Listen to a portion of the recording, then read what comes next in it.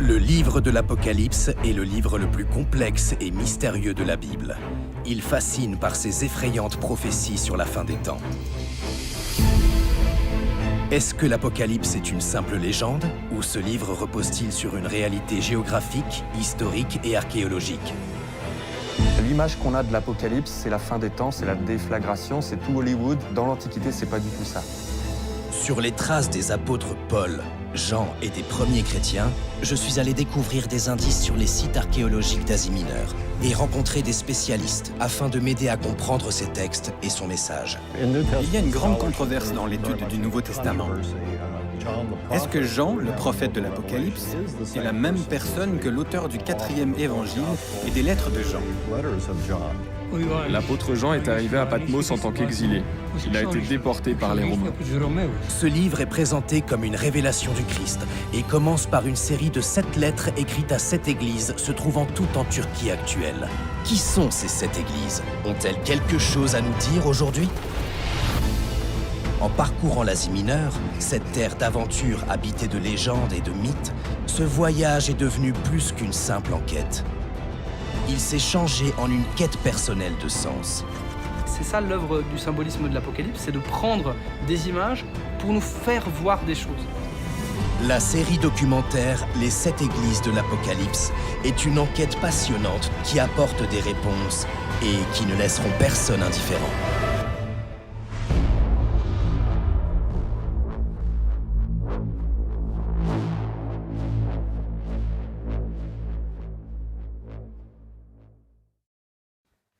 Ok, bonjour à tous. C'était la vidéo qui parle des 7 églises de l'Apocalypse.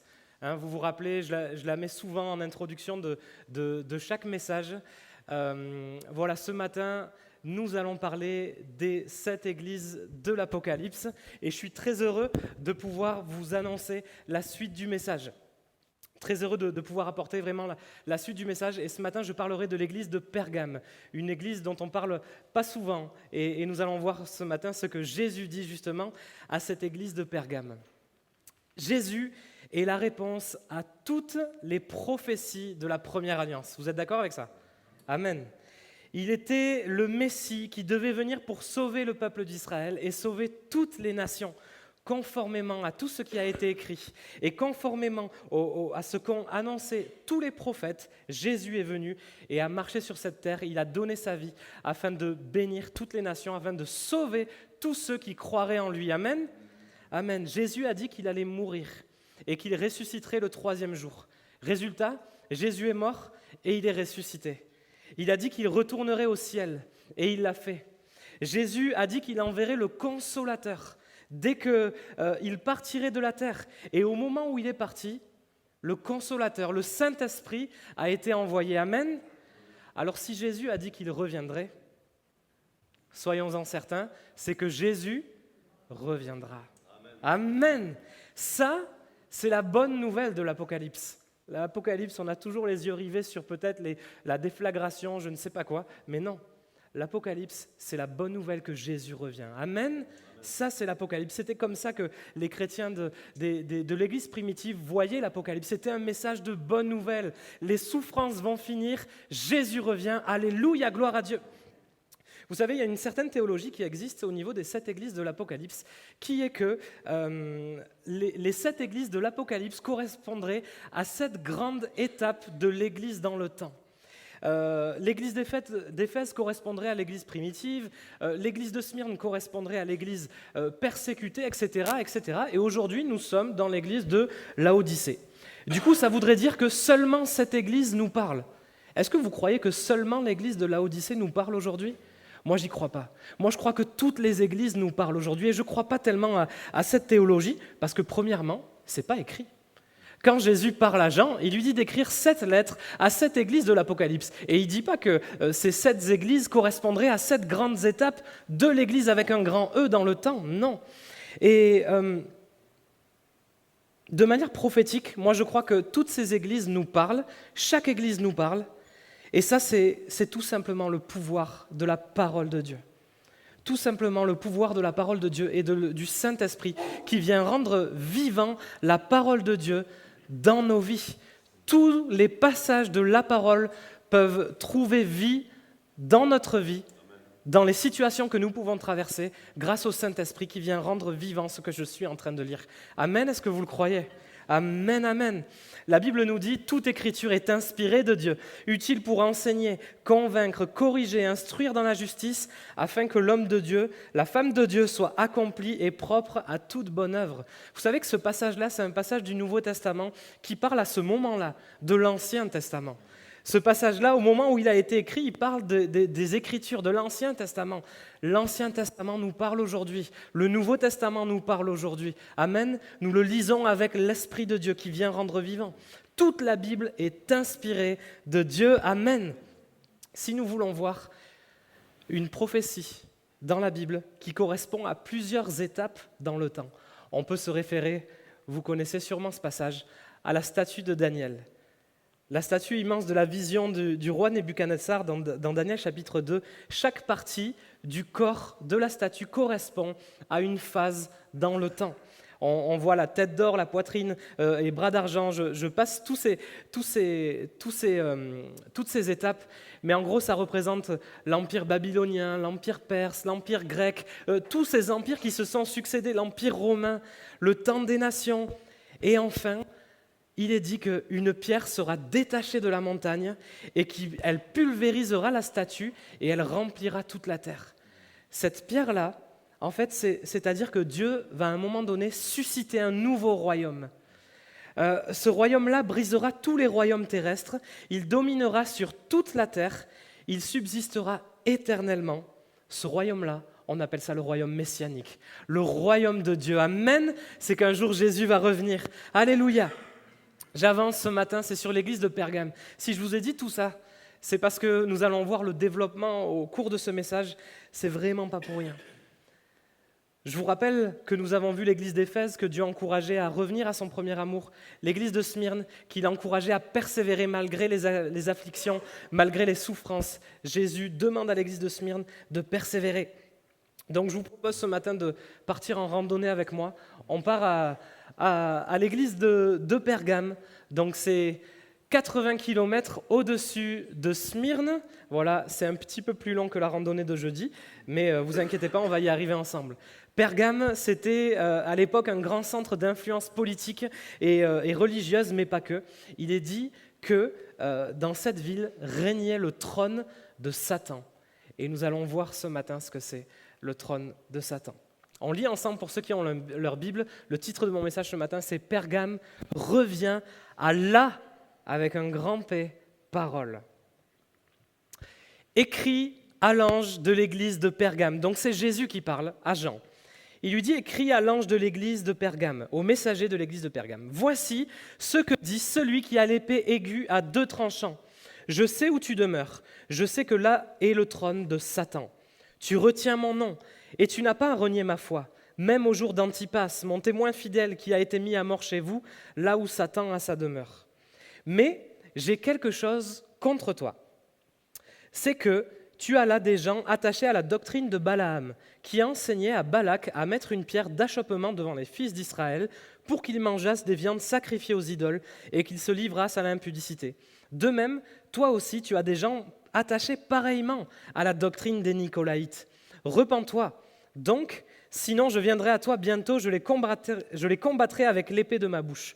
Que celui qui a des oreilles entende ce que l'Esprit dit aux églises, à celui qui vaincra, à celle qui vaincra. Je donnerai de la manne cachée et je lui donnerai un caillou blanc.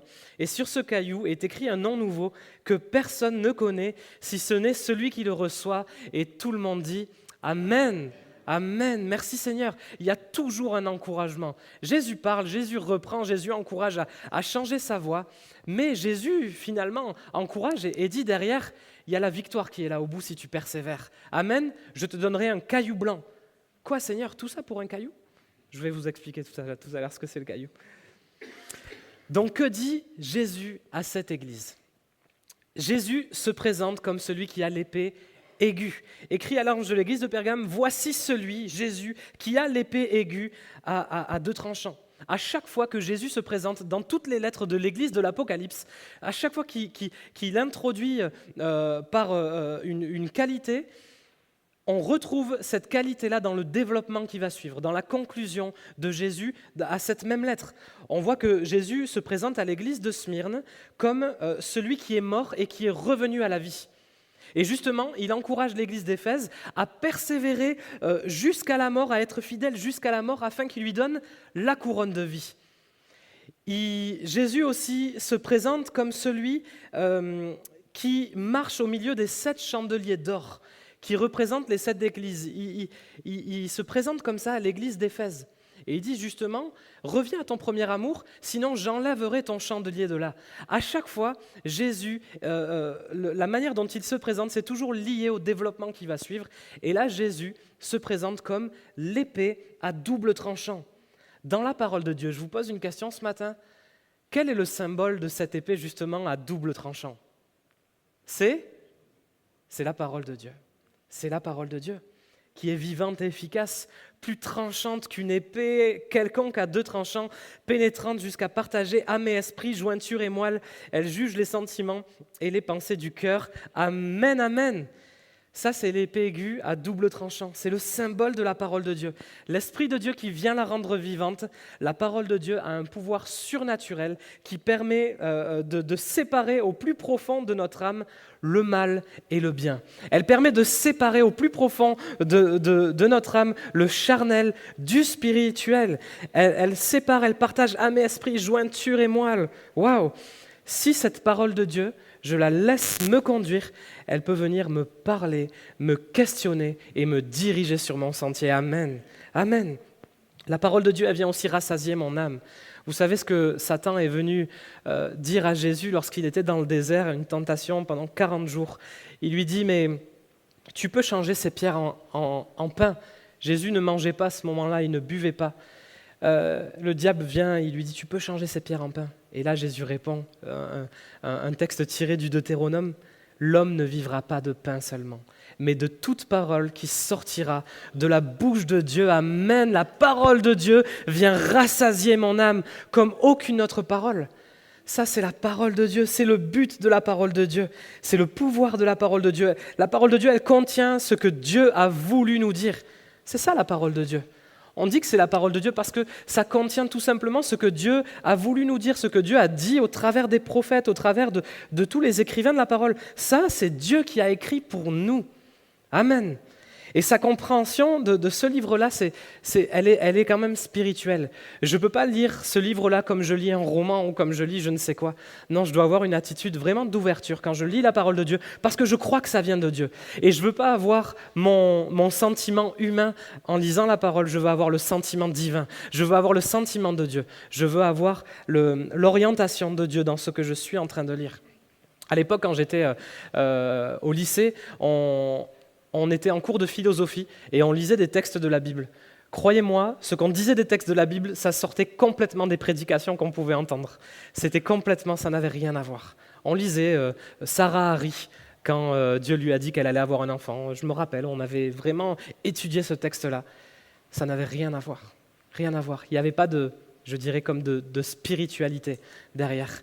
C'était pas quelque chose qui venait abreuver mon âme. Amen. C'était pas quelque chose qui était comme ça.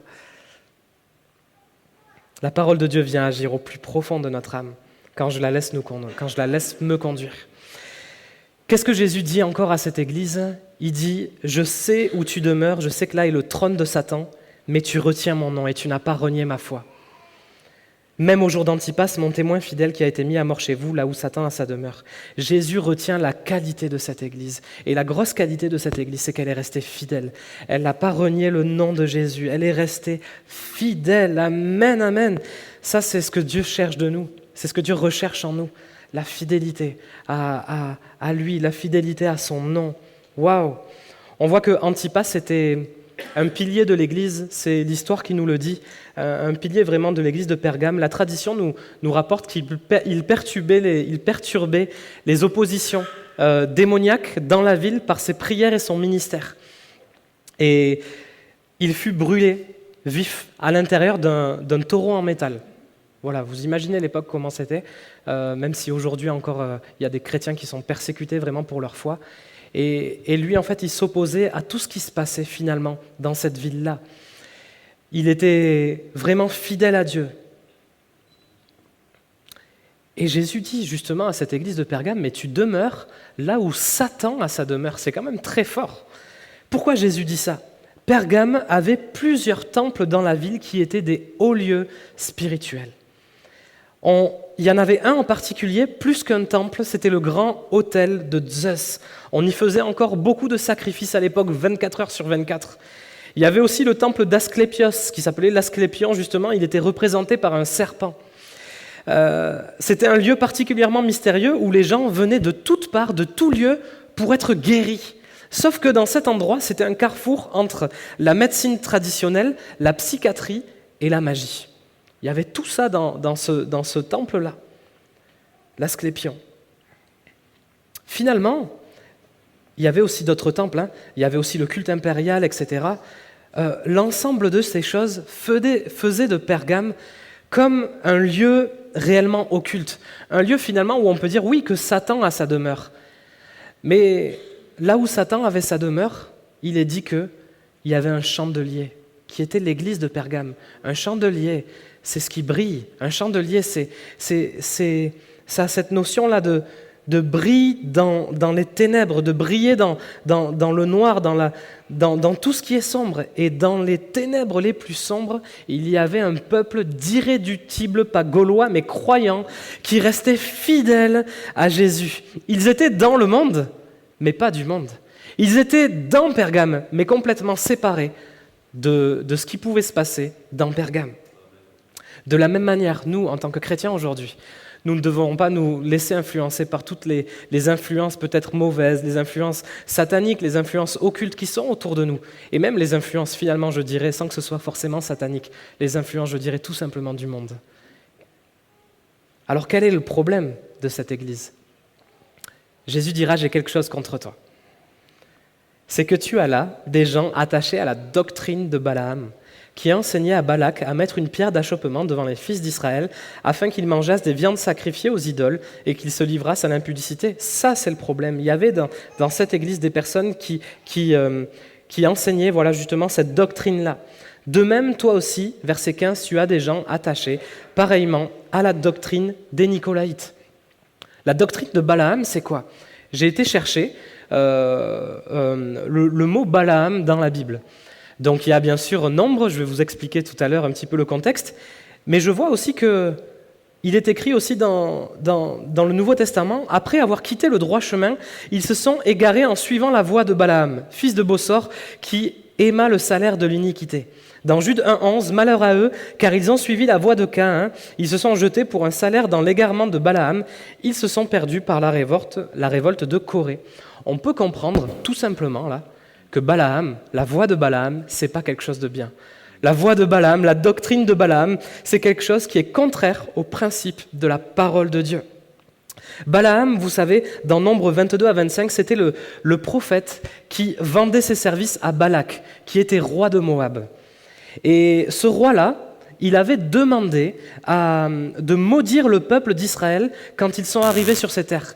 Il avait demandé à Balaam de maudire le peuple d'Israël. À plusieurs reprises, Balaam refusa de le maudire. Non, je refuse de maudire le peuple d'Israël. Jusqu'à ce qu'on apprenne que Balaam avait conseillé en fait d'inciter les enfants d'Israël à compromettre leur foi en Dieu par l'idolâtrie et l'immoralité en mettant une pierre d'achoppement devant eux. Et c'est justement ce que ce texte nous dit là. Et cette pierre d'achoppement, c'était les filles de Moab. En faisant cela, Balaam avait réussi à détourner le peuple de Dieu et à les faire tomber dans ce que nous avons lu. Les viandes sacrifiées aux idoles, etc. Le dernier verset de ce passage nous parle que Pergame avait des gens attachés pareillement à la doctrine des Nicolaïtes. Et je ne sais pas si vous vous en rappelez de la doctrine des Nicolaïtes. Il est dit justement dans l'église d'Éphèse que l'église d'Éphèse refusait, haïssait les œuvres des Nicolaïtes. Les Nicolaïtes, c'était ceux qui enseignaient au nom de la suprématie de la grâce, l'indifférence à l'égard de la loi. C'est-à-dire que tout est grâce, donc du coup, Dieu va me pardonner et je peux faire ma vie, entre guillemets, c'était ça. Mais ils abusaient de leur liberté d'enfants de Dieu pour s'accommoder à des repas de viande sacrifiés aux idoles et à l'impudicité. La doctrine de Balaam et la doctrine des Nicolaïtes, c'était la même chose. C'était une doctrine qui était semblable. La grâce, vous savez, c'est un cadeau de Dieu, un cadeau immérité de la part de Dieu. Nous étions pécheurs, Dieu est venu, il nous a sauvés. Ça, c'est la grâce de Dieu. Mais ce n'est pas un moyen, ce n'est pas un prétexte pour vivre dans l'immoralité. La grâce, elle vient justement nous pousser à renoncer à l'impiété et aux choses mondaines. C'est ce que nous dira Tite. L'Église d'Éphèse résistait aux Nicolaïtes. Il résistait fermement à cette doctrine pernicieuse et dangereuse. Donc Balaam était un faux prophète. Et en quoi ça nous parle aujourd'hui ?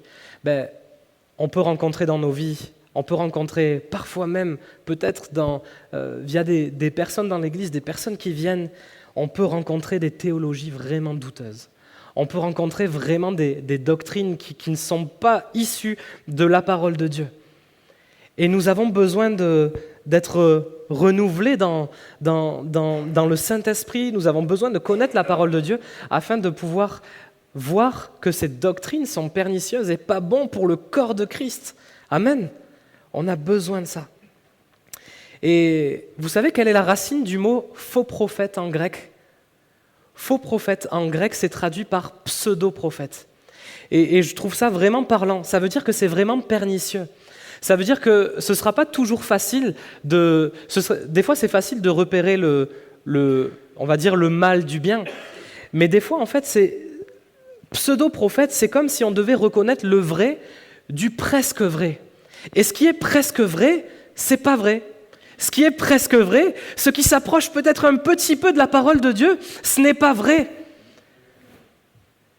C'est ça, pseudo-prophète. Et là, mais comment on fait ? Comment on fait ? Il est dit que les chrétiens de la ville de Bérée, ils examinaient tous les jours les Écritures afin de voir si ce qu'on leur disait était vrai ou pas. Waouh ! Est-ce qu'on examine tous les jours les Écritures ? Je ne vais pas vous demander de lever la main. Mais c'est vrai, ils examinaient tous les jours les Écritures afin de savoir si ce qu'on leur disait était vrai. Waouh ! Seigneur, aide-moi à examiner chaque jour tes Écritures. Aide-moi, j'en ai besoin pour ma vie. Donc reconnaître les fausses doctrines, ça commence par refuser de croire que tous les chemins mènent à Dieu. On peut l'entendre, Dieu a inventé plusieurs religions et tous les chemins finalement mènent à Dieu. Moi j'ai pas lu ça là. Dans la Bible il est dit qu'il y a un seul chemin, une seule voie. C'est qui ? Jésus-Christ est la porte. Personne ne peut passer ailleurs que par Jésus. C'est Jésus, le chemin, la vérité et la vie. Nul ne vient au Père, nul n'accède au Père que par Jésus. Amen. Refuser les fausses théologies, c'est aussi refuser qu'on peut vivre sans donner sa vie à Jésus et croire qu'un jour, on ira tous. Waouh, c'est un super chant. Mais alors... quelle est la doctrine qui a été donnée sur ce champ ? Bon, pas au monde entier, on va dire à la France, à la francophonie. On ira tous au paradis ? Réellement ? Réellement ? Moi, c'est pas ce qui est écrit là. C'est pas ce qui est écrit vraiment dans la parole de Dieu. Refuser les fausses doctrines aussi, c'est refuser de croire que la guérison pour mon corps se trouve uniquement dans cette ville là-bas, là où il y a un pasteur qui a vraiment tout reçu de la part de Dieu. Il a reçu vraiment un don de guérison. Du coup, la guérison, ma guérison de mon corps, elle va se trouver uniquement là-bas. C'est le prophète qui l'a reçu, c'est le prophète de la ville de je ne sais pas où qui l'a reçu. Du coup, il faut que j'aille là-bas pour être guéri. C'est qui guérit ? C'est Dieu qui guérit. L'Éternel qui guérit. Adonai Rapha, c'est lui. Personne d'autre guérit. Dieu peut se servir, c'est vrai, quelquefois de ses serviteurs et il opère des miracles, c'est vrai. Mais c'est Dieu qui guérit. Ce sera toujours Dieu qui guérit. Amen, alléluia. Donc nous, toutes ces choses-là, nous devons parfois nous devons les rejeter parce qu'un jour nous recevrons les récompenses de la part de Dieu. Des récompenses de la part de Dieu. Nous aurons combattu le bon combat, nous aurons achevé la course et nous aurons gardé la Foi. Amen. Et ça, ce sera certainement la plus belle des victoires. La bonne nouvelle de Jésus qui vient nous prendre. Alléluia. Pour ceux qui sont tombés dans ces choses, Jésus dira qu'il y a bien sûr toujours une solution. Et c'est souvent la même dans les églises de l'Apocalypse. Première solution, c'est se repentir. Repens-toi, sinon je viendrai à toi et je les combattrai avec l'épée de ma bouche. C'est normal. On ne peut pas être un enfant de Dieu et vivre à côté des préceptes de la parole de Dieu. C'est normal. Il n'y a rien de compliqué dans ça. Et justement, quand il y a parfois des fois où dans nos vies on est à côté, Dieu nous donne le choix de nous repentir. C'est un choix qui plaira toujours au cœur de Dieu. Je le crois sincèrement. Repentir, c'est venir sincèrement devant Dieu et lui dire « Seigneur, pardon, j'ai fauté, j'ai fait n'importe quoi, j'ai dit ça, pardon. Mais Seigneur, je viens vers toi, purifie-moi, transforme-moi, emmène-moi plus loin, j'ai besoin de toi. Je ne peux rien faire sans toi. » Comme il a été dit ce matin en introduction, je ne peux rien faire sans toi et même je ne veux rien faire sans toi. Ça, c'est se repentir. Se repentir, c'est un choix de prendre des nouvelles décisions. C'est le choix de vivre un nouveau départ. C'est le choix d'aller de l'avant. C'est choisir d'être renouvelé, de vivre le renouveau de toutes choses. Vous avez vu que dans ce texte, à plusieurs reprises, il est parlé de la parole de Dieu. Il y a beaucoup d'allusions à la parole de Dieu. On y voit l'épée à double tranchant, Jésus dira « l'épée de ma bouche », et à la fin, il parle aussi de la manne cachée. Tout ça, ça nous parle de la parole de Dieu, et je crois que dans nos vies, nous devons revenir à cette parole, la connaître, la vivre, la pratiquer. Bien sûr, Dieu nous enseigne à la connaître, mais la connaître pour quoi faire ? La connaître pour la pratiquer. Alors ce que je sais, ce que je connais de la parole de Dieu, peut-être le peu de choses, le peu de choses, je veux le mettre en pratique. Ce que je sais, ce que je connais de la parole de Dieu, je veux le mettre en pratique. Revenir à la parole de Dieu, c'est prendre le temps de la lire, prendre le temps de la méditer, prendre le temps peut-être de suivre un plan de lecture. Des fois, ça peut être compliqué, on ne sait pas comment lire la Bible, où est-ce qu'on va, qu'est-ce qu'on fait. Non, je peux lire un plan de lecture. Vous avez le droit, on a le droit. On peut lire le verset du jour, on peut prier derrière. Ça, revenir à la parole de Dieu, on peut télécharger une application audio. Vous savez, audio, je l'avais dit à la jeunesse un jour. Un jour, quelqu'un m'a dit que la foi vient de ce que l'on entend et ce que l'on entend vient de la parole de Dieu. Et vu que ce que l'on entend vient de la parole de Dieu, quelqu'un m'a dit un jour, moi j'écoute la Bible en audio. Du coup, comme ça, je n'ai pas besoin de la lire, je l'écoute. Et vu que ce qu'on entend vient de la parole de Dieu, voilà, ma foi pourra grandir. J'ai trouvé ça, pourquoi pas. Mais ce qu'on entend de la parole de Dieu, écoutons la parole de Dieu, écoutons-la. Ça me permettra de la pratiquer et de ne pas me laisser influencer par toutes les choses qui sont mauvaises. Je dois me laisser influencer par Dieu dans le domaine de mes finances, dans ma relation avec les autres, dans l'éducation peut-être de mes enfants, dans mon attitude au travail, etc., etc. Revenir à la parole de Dieu, c'est vouloir faire ce qu'il me dit de faire dans tous les domaines de ma vie et c'est aussi lui faire confiance. Amen. C'est le mettre en premier et que sa parole vienne faire autorité dans ma vie. Ta parole en premier, Seigneur. Je veux te suivre, toi. Non pas ma volonté, mais la tienne, Seigneur. On a besoin aussi de la puissance du Saint-Esprit. Et le Saint-Esprit sera toujours raccord avec la parole de Dieu. Le Saint-Esprit ne sera jamais différent de la parole de Dieu. Le Saint-Esprit ne dira jamais quelque chose qui n'est pas dans la parole de Dieu ou qui ne va pas dans le sens de la parole de Dieu. Parfois, on peut tomber dans la parole sans l'Esprit de Dieu. Et là, on peut devenir légaliste, on peut tomber dans le jugement facilement, on peut tomber dans « il faut que, yaka, tu dois faire ci pour, etc. » Et on n'est pas sauvé par nos œuvres, les œuvres de la loi. On est sauvé par les œuvres de la foi, mais on est sauvé par la foi en Jésus qui m'emmène à faire des œuvres. Ok, mais on ne doit pas tomber dans le « tu dois, il faut, yaka, tu dois faire ci ». Non, non, non. Il faut que tu arrêtes de ne pas lire ta Bible parce que c'est un péché. Si tu ne lis pas ta Bible aujourd'hui, tu vas pas être sauvé. Non.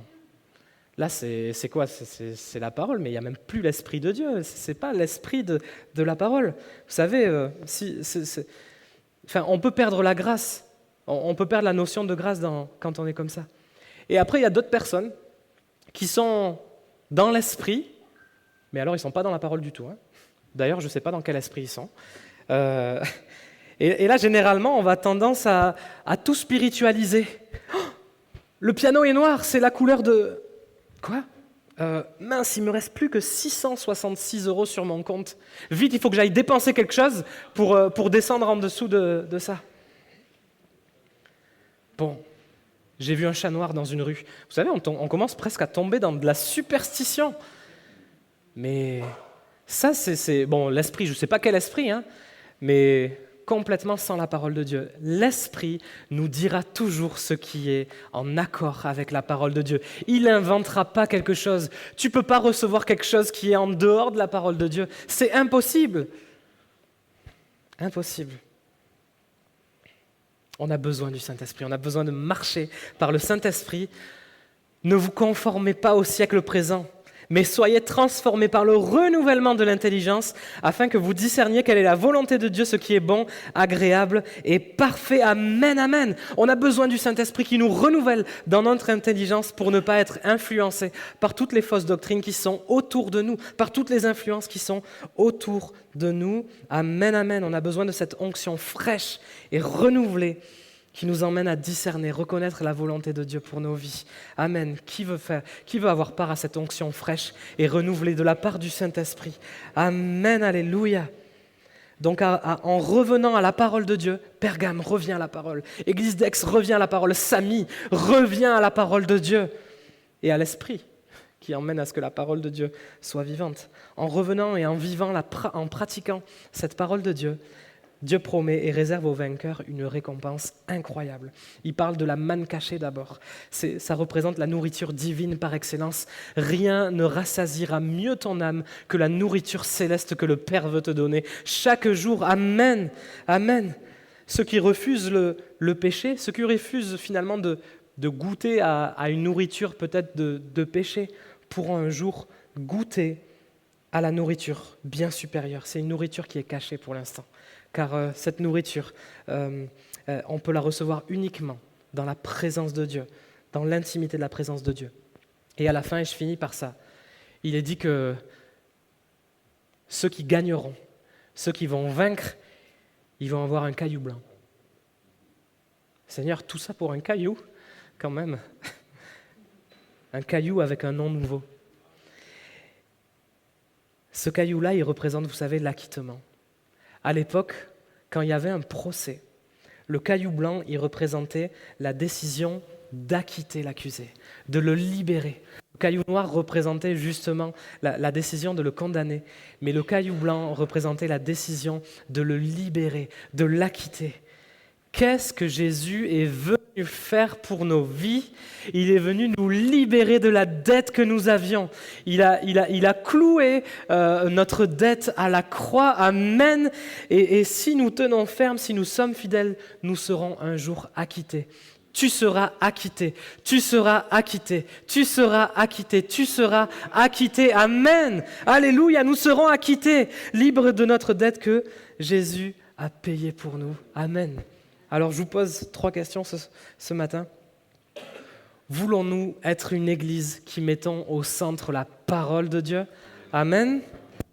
Voulons-nous marcher et être transformés par le Saint-Esprit? Amen. Voulons-nous refuser toutes les fausses doctrines qui nous environnent? Amen. Amen. Je vous invite à vous lever. On va prier dans cette direction-là. Amen, Seigneur. Que ce livre de la loi ne s'éloigne point de ta bouche.